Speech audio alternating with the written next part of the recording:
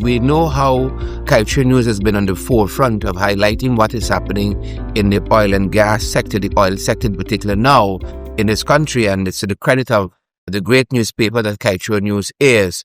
But we want to underscore too that we're hopeful that independent entities like the EITI continue to do their work, and the government allows them to be independent in giving oversight to this extractive industry sector.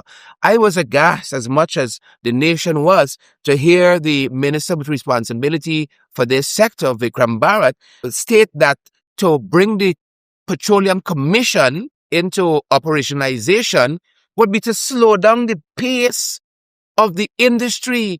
What utter nonsense is this? And the government should spare no effort. This is meant to be an oversight body for this sector, and to say it will slow down the pace of the work is to want to avoid scrutiny. And we know lots of what is happening, for instance, as our colleague outlined so eloquently, in Marudi Mountain is a lot of corruption where a lot of government officials have interests through their Brazilian counterpart in the mining operations there. And now they're even trying to squeeze out the small miners from earning a living in this country. And so if we really want oversight, no government worth their salt would be saying that they are not going to operationalize the Petroleum Commission. And is this lack of oversight that the government seems to, this area of darkness that they seem to shine most prevalently in, to use an oxymoron there. And as my learned colleague Ganesh Maipal said in speaking to this whole issue of the Citizens Connect app, is the very same thing we're seeing with a lack of oversight and running from oversight.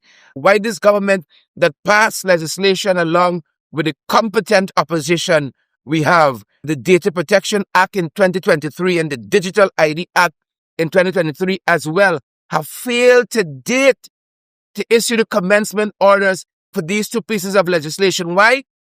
Because they don't want oversight. They don't want scrutiny. They don't want people to have any recourse for how the government is dealing with data collection. And I stand with my colleague when he says he welcomes such initiative as this Citizens app. But the use of the data, and we saw it in the last elections, as we said, the EU and the Commonwealth observer missions, they pronounced on this matter, how citizens' data was used and misused in the last election. As the shame of any government to have passed legislation that are still languishing, inactivated on the books, and our citizens' data is being misused. But it's this larger notion of trying to avoid scrutiny and accountability and good governance that we see across every single sector in this country.